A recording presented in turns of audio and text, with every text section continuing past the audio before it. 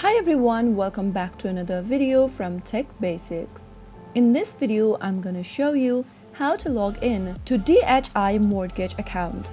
So without wasting much of our time, let's dive into the video.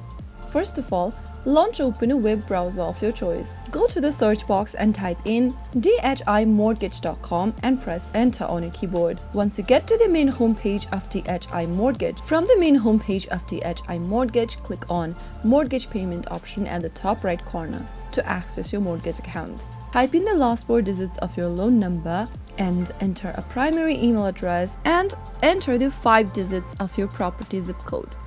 After you are done, click on Submit and follow through the instructions in order to get to your mortgage account's homepage. So that is how you can easily log into DHI Mortgage in just a couple of steps. If you found the video to be helpful, go ahead and give us a thumbs up. Don't forget to subscribe to our channel by hitting the subscribe button. Also press on the notification bell so that you'll never miss another upcoming upload from us. I will be back again in the next episode. Thank you for watching.